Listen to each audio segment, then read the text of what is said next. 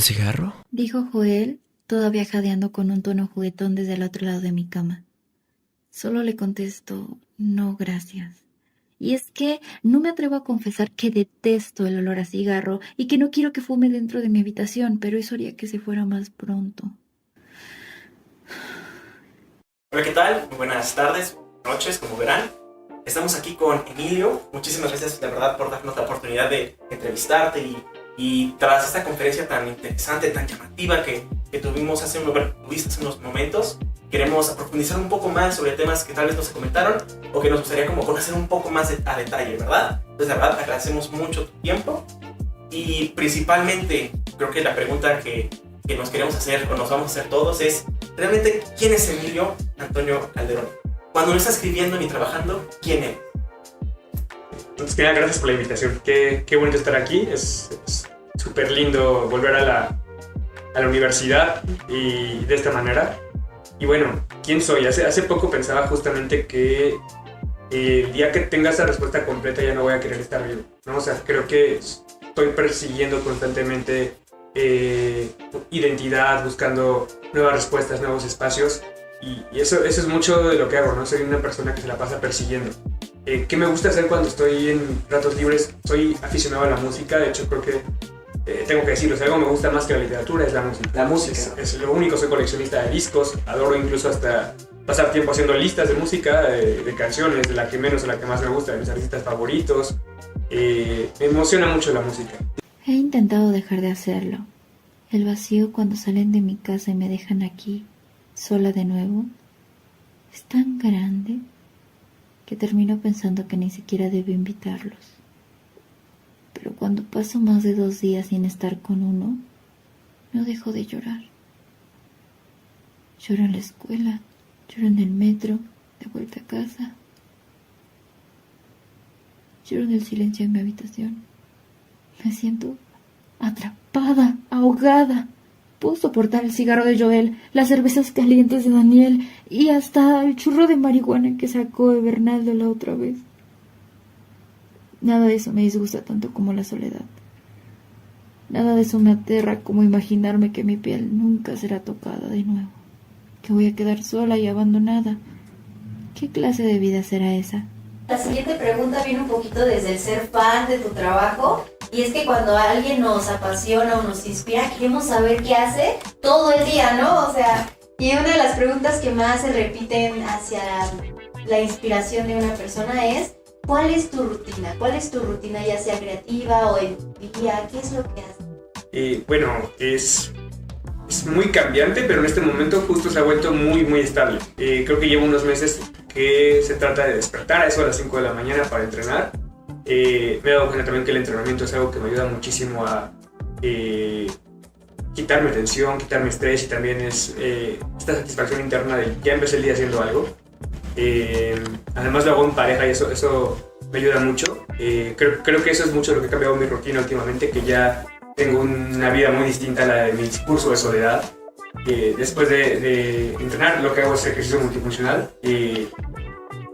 Trabajo toda la mañana, trabajo en una agencia de relaciones públicas, es un trabajo que también disfruto mucho, es muy divertido, es muy dinámico, a veces me toca salir de viaje, me toca estarme moviendo y eso me gusta. Algo que yo siempre decía desde niño era, no quiero una vida de oficina, no quiero un horario, estar condicionado a un horario, y aunque esto sí es en cierto modo de oficina, tiene este dinamismo de que algún día tengo que estar en un evento en la Ciudad de México y de repente tengo que irme a vivir a Durango 3 semanas, o a Morelos, o sea, es mucho de viajes, entonces disfruto mucho mi trabajo y ya, como que mis días entre semana son muy, muy relajados.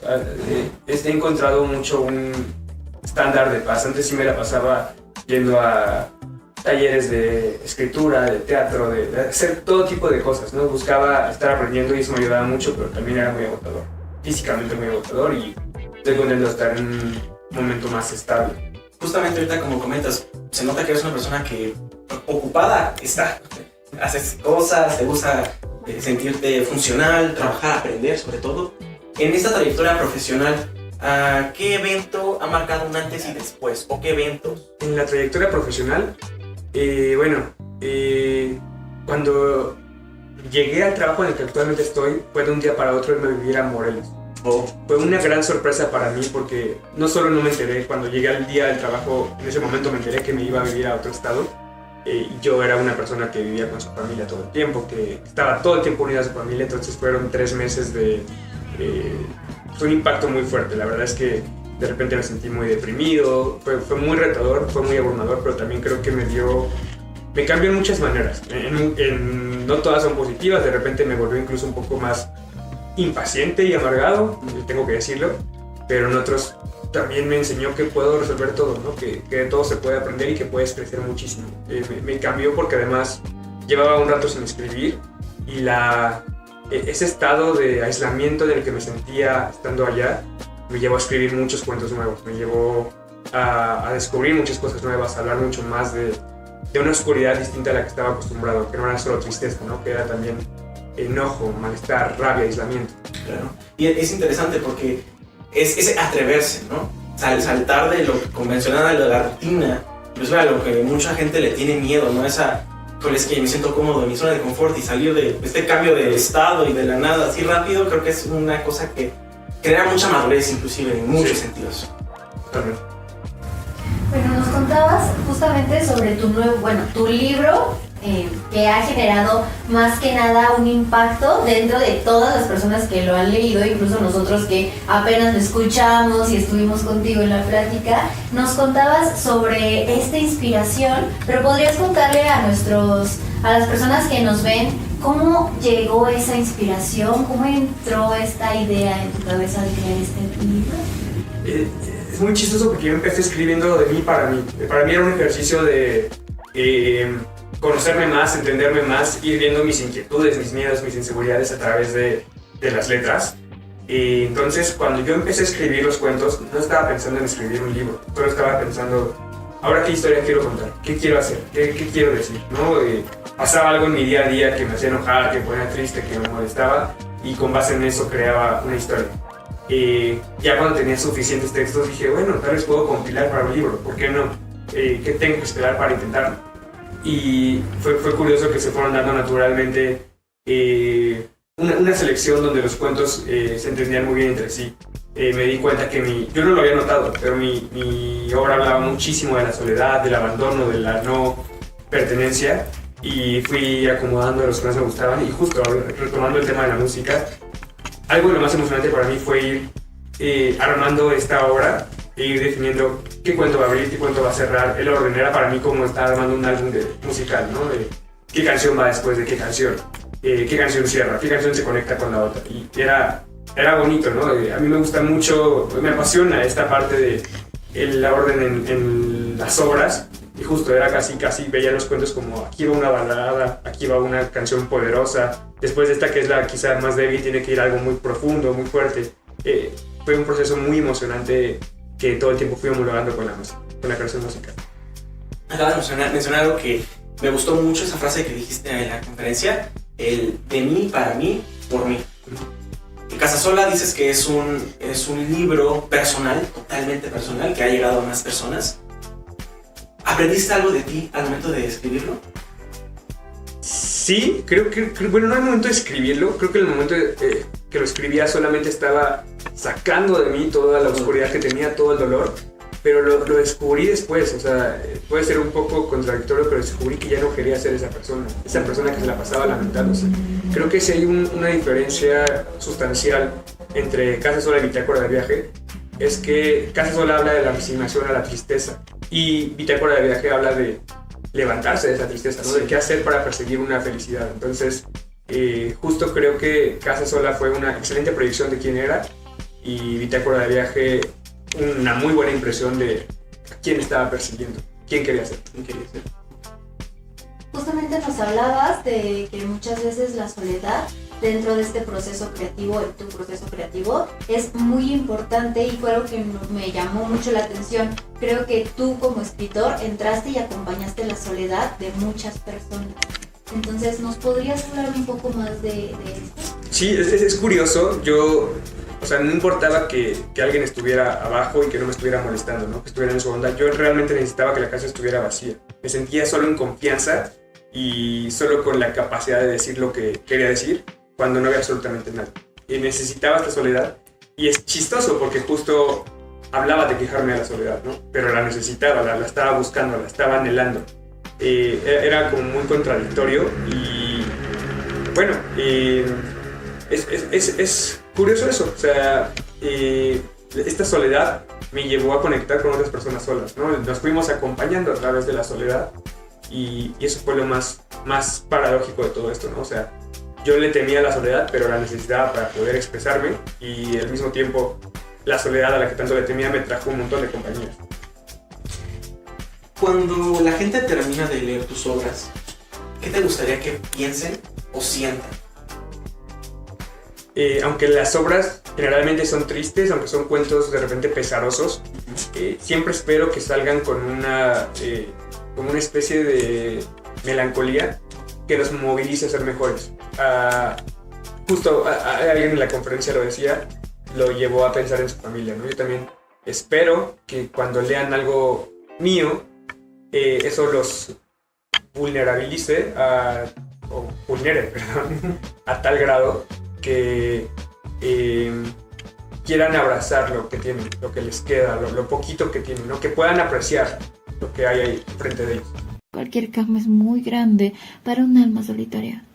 Cualquier día se anhela desayunar con alguien. En cualquier momento quisiera saberme acompañada de alguien que nunca se irá. Quería comentar algo finalmente. Dijiste un chiste que se decía mucho cuando estudiabas la carrera, que era, si no tienes vocación, estudia comunicación. Y tenemos como una reflexión con eso que mencionas, puesto que inclusive podríamos decir que no está bien esa frase, o sea, realmente no es correcta, pero es algo que tenemos que mencionar. La carrera de comunicación es muy amplia, tiene muchas ramas, tanto edición, producción, periodismo, todo esto.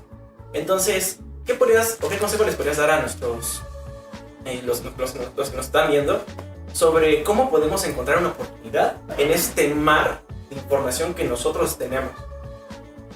La verdad es que justo esta maldición que es que sea tan diverso, que casi no tiene forma, también es lo que lo hace una bendición.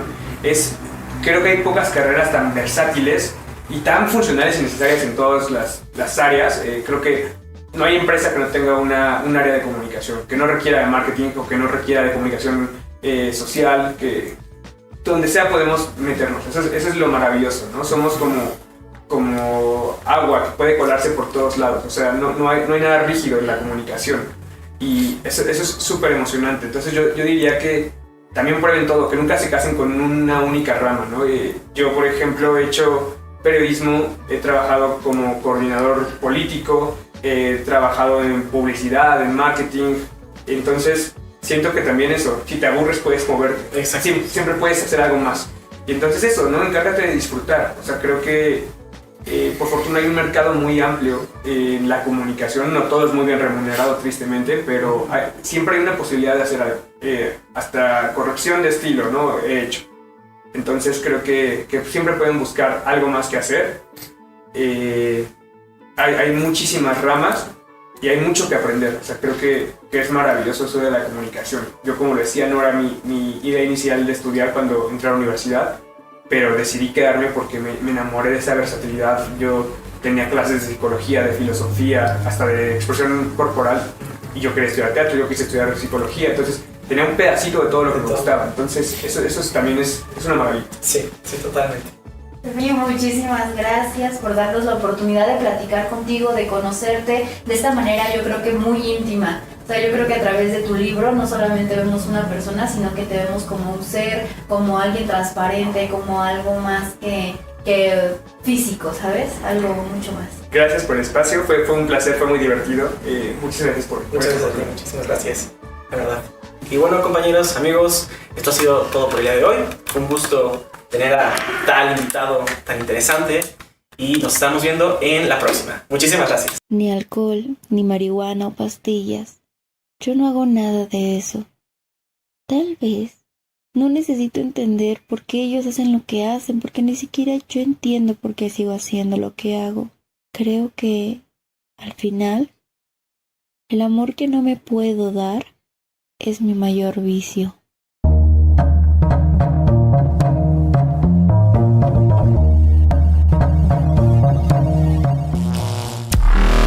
Bye.